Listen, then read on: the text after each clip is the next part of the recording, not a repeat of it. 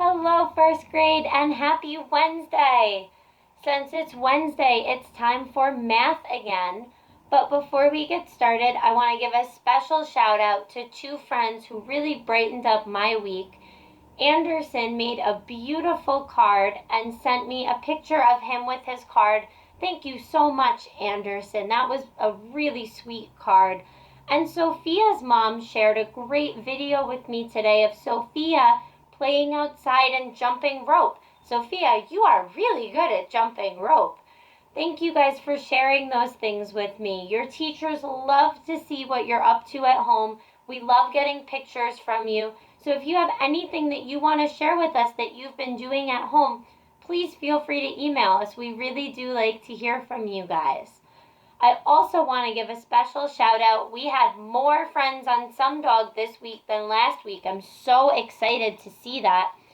This week on SumDog we had Brayden. Good job, Brayden. Alexia. And Yari. Great job, Yari. Mia. Wilson. And Nelson. And Will, and Joey, Farah, Adrian, and Luke, Sophia, Kenny, and our friend who spent the most time on SumDog this week was Carlos. Good for you, Carlos, and good for all of you for logging in and practicing on SumDog. Remember, your teachers are here to help you if you are not sure what your login information is or you need help getting onto SumDog or RazKids. We're here to help you. Please email us if you're not sure how to log on, because that extra practice in math is really going to help. Speaking of math, this week, first grade, you're working with some bigger numbers and you're adding some numbers that are bigger than any numbers we've tried to add before. So if it felt a little tricky this week, that's okay. Remember, this is something you're trying for the first time. The more that we practice together and the more that you practice at home, the easier it's going to feel.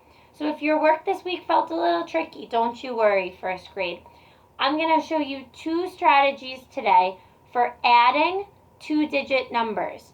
We're going to use our hundreds chart. I'm going to show you how that can be a really helpful tool.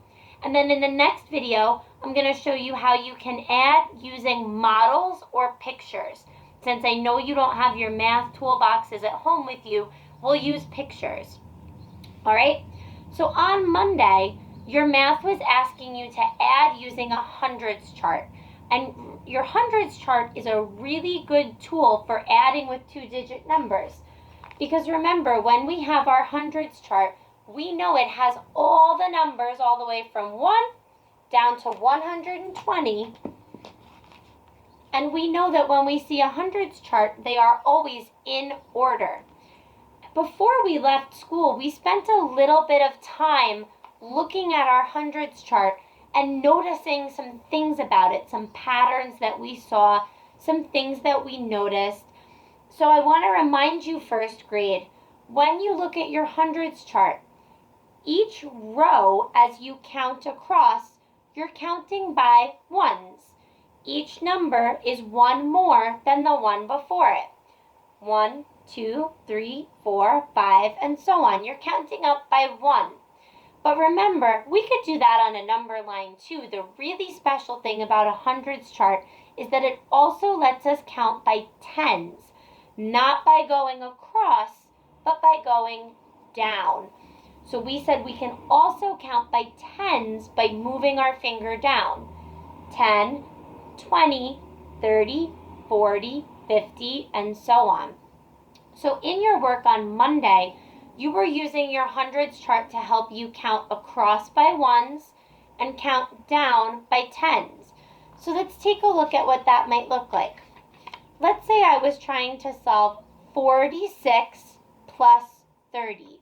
I'm going to tuck that guy right over here so we can still see him. 46 plus 30. If I'm going to use my hundreds chart to help me add 46 plus 30, the first thing that I'm going to do is find 46 on my hundreds chart. Some of you might know where to look right away. Oh, 46, there it is. But if you need a reminder, remember you can always look at the digit that's in the tens place to help you. All of the numbers in this row have no digit in the tens place except for 10. Then these numbers have a 1 in the tens place. Your 20s have a 2 in the tens place, and so on. So if I know that the number 46 has 4 groups of 10, I'm going to look on my hundreds chart for the numbers that also have 4 groups of 10. And once I find that row, then I need to find 46, which has 4 tens and 6 ones. 4 tens and 6 ones. There it is. Once I found 46, and I'm going to use my marker here, first grade, I'm going to circle that 46 so I don't lose it. Now I'm adding on 30 to 46. And if I counted by ones, first grade, 1, 2, 3, 4, 5, 6, all the way up to 30, that would take me a while. So instead, I'm going to think about that 30 as 3 groups of 10. Because remember, 30 has 3 in the tens place and 0 in the ones place. So 3 groups of 10 is the same as 30. If I start on 46, I want to count 3 groups of 10.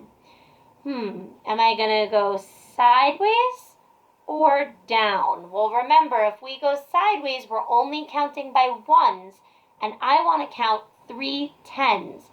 So I'm going to start at 46, and I'm going to move down 3 groups of 10.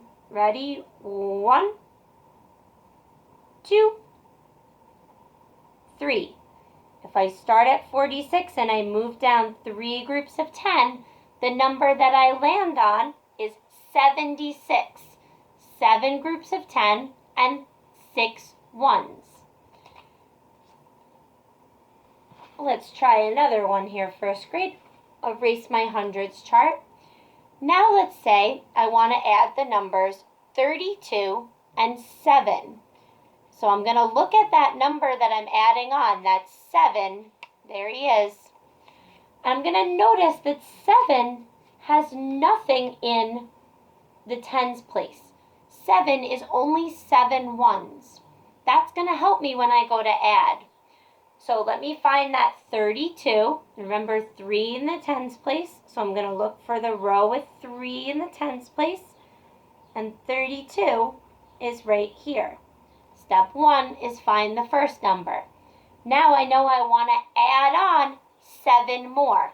I have to think to myself, am I going to go to the side or am I going to go down?